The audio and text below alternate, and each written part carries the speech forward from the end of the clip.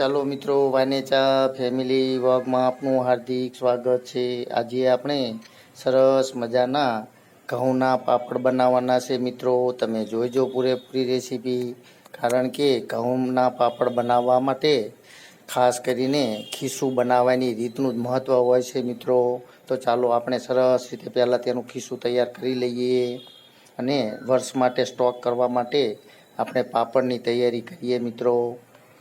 આપણું પાણી પણ ઉકળી ગયું છે, તેની અંદર થોડુંક મીઠું ઉમેરી દઈએ સ્વાદ પ્રમાણે, તેમજ આખું જીરું પાપડની અંદર ખૂબ જ સરસ લાગતું હોય છે મિત્રો। તો માટે ઉકળતા પાણીની અંદર જીરું પણ આપણે આખું નાખી દીધેલું છે મિત્રો।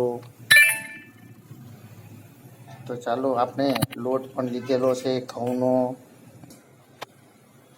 ચાલો મિત્રો, આપણે જે લોટ લીધેલો છે તેના કરતાં અઢી ગણું પાણી આપણે અંદર લેવાનું છે મિત્રો। તેની અંદર એક પાવડું તેલ પણ ઉમેરી દઈએ, તેમજ આપણે જે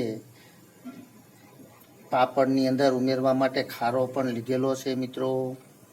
તો ચાલો, હવે અંદર થોડો થોડો લોટ ઉમેરશું અને હલાવવાનું રાખશું મિત્રો, કારણ કે આની અંદર ખીસું જ્યારે બનાવી ત્યારે ખાસ કરીને વેલણથી ઘૂમડવાનું એટલે કે પલટાવવાનું ખાસ મહત્ત્વ હોય છે મિત્રો।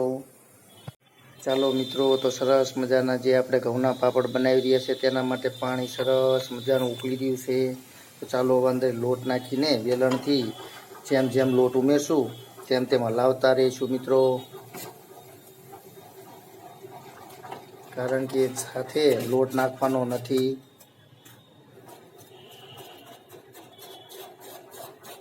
જેમ આપણે અંદર મિક્સ કરશું તેમ તેમ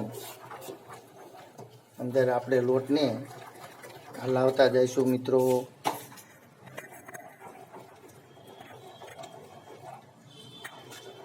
જો તમે થોડીક વાર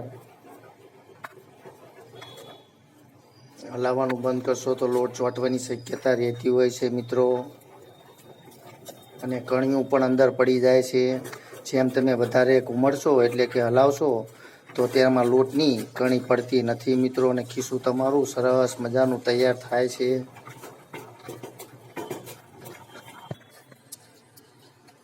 તો ચાલો મિત્રો, તમે જોઈ રહ્યા છો સરસ મજાનું આપણું ખીસું તૈયાર થઈ રહ્યું છે। સરસ મજાનું ખીચું તૈયાર થઈ જાય ત્યાં સુધી આપણે આ રીતે તેને હલાવવાનું હોય છે મિત્રો, કારણ કે તેની અંદર કણી ના પડે લોટની, અને પાપડ પણ સરસ મજાના બનતા હોય છે મિત્રો।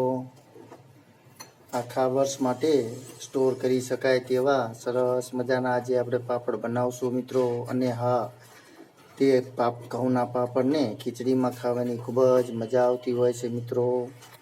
તો ચાલો, આપણું ખીચું હવે તૈયાર થઈ ગયું છે। તો આવા ખીચું બનાવ્યા પછી આપણે તેને હજી પણ થોડીક વાર આ રીતે હલાવવું પડશે અને ટીપવાનું છે મિત્રો। ચાલો મિત્રો, આજે આપણે સરસ મજાના ઘઉંના પાપડ બનાવી રહ્યા છીએ। તમે પૂરેપૂરી રેસીપી જોઈજો, કારણ કે આપણે મશીનનો પણ ઉપયોગ કરવાના નથી અને વણવાના પણ નથી। એકદમ સ્પીડથી સરસ મજાના પાપડ બનાવવાના છે, જે તમે જોઈજો અને તમે પણ આ રીતે બનાવજો। સૌ પ્રથમ આપણે બે કાગળ લીધેલા છે, તેની અંદર ગુંડલું મૂકેલું છે તેલવાળા કાગળ કરીને। હવે આપણે તેના પર આ રીતે ડીશ મૂકીને સરસ રીતે બધી બાજુ સરખો વજન આપશું મિત્રો। ચાલો મિત્રો, તમે જોઈ રહ્યા છો બધી બાજુ સરખી રીતે ડીશને આ રીતે વજન આપશું, ત્યાર પછી આપણે ડીશને લઈ લઈશું। તમે જોઈ રહ્યા છો આપણો સરસ મજાનો પાપડ તૈયાર થઈ ગયો છે મિત્રો। આ રીતે પાપડ બનાવવા માટે ખીસું જરાક ઢીલું રાખજો મિત્રો, એટલે સરસ મજાના આપણા આ રીતે પાપડ બનાવી શકાય છે। તો ચાલો, હવે આ રીતે જ આપણે કોઈ પણ જાતના મશીન કે વણ્યા વગર પાપડ તૈયાર કરી લઈશું મિત્રો।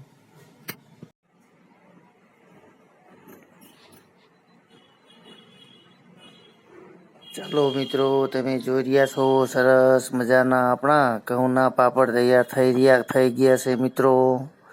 તો કોઈ પણ જાતની ઝંઝટ વગર એટલે કે વેલણ અથવા તો મશીનની પણ જરૂર નથી મિત્રો, જે આપણે ડીશની વજનથી જ આ રીતે પાપડ બનાવ્યા છે મિત્રો। તમે પણ આવી રીતે ટ્રાય કરજો મિત્રો।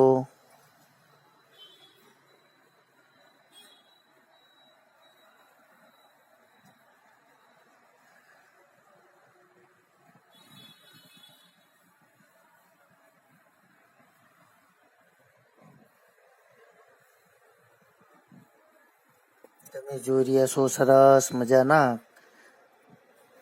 અડધી કલાકની અંદર જ આપણે ઘણા બધા પાપડ તૈયાર કરી લીધા છે મિત્રો. અને હા, તેને આપણે પંખાના પવન નીચે જ 8 થી 10 કલાક સુધી સૂકવવાના છે મિત્રો. અને ત્યાર પછી જ આપણે તડકાની અંદર સરસ રીતે તપાવશું મિત્રો. કારણ કે તો પાપડનો કલર પણ સરસ રહે છે અને ફાટતા પણ નથી મિત્રો. તો તમે પણ આ રીતે સરસ મજાના પાપડ બનાવજો મિત્રો. ત્યાર પછી હું તમને પાપડ સુકાઈ જાય ત્યાર પછી પણ બતાવીશ. પૂરેપૂરી રેસીપી જોઈજો મિત્રો.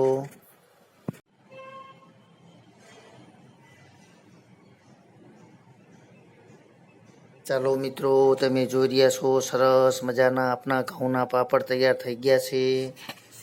જે આપણે 8 થી 10 કલાક સુધી પંખાના પવનથી સૂકવ્યા ત્યાર પછી તડકાની અંદર પણ તપવી લીધેલા છે. તમે જોઈ રહ્યા છો સરસ મજાના આપણા ઘઉંના પાપડ તૈયાર છે. તો તમે પણ આવી રીતે ઘઉંના પાપડ બનાવજો.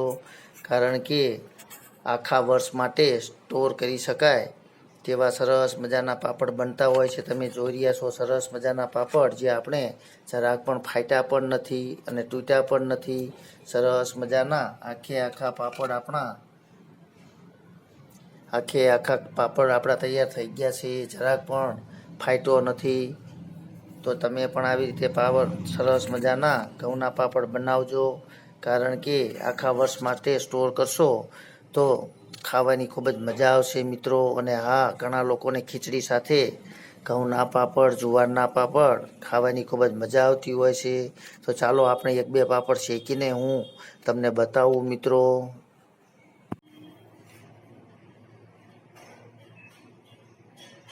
ચાલો મિત્રો, તમે જોઈ રહ્યા છો સરસ મજાના ઘઉંના પાપડ આપણા તૈયાર થઈ ગયા છે. અને હા મિત્રો, તમારે જો તળીને ખાવા હોય તો પણ ખાઈ શકાય, શેકીને ખાઈ શકાય તેવા સરસ મજાના ઘઉંના પાપડ છે મિત્રો. તો ચાલો મિત્રો, તમે સવારની અંદર જો નાસ્તો કરતા હોય તો ચાની અંદર પણ ખાવાની ખૂબ જ મજા આવતી હોય છે. તેમજ ખીચડીની અંદર ખાવાની પણ ઘઉંના પાપડ, જુવારના પાપડ ખૂબ જ મજા આવતી હોય છે. તો તમે ચોક્કસથી આવા સરસ મજાના ઘઉંના પાપડ બનાવજો મિત્રો.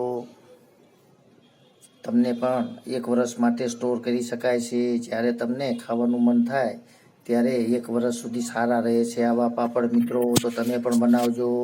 તો ચાલો મિત્રો, તમને હવે હું એક પાપડ શેકીને પણ બતાવું કે જેટલા સરસ મજાના સોફ્ટ બને છે મિત્રો. તમે જોઈ રહ્યા છો સરસ મજાના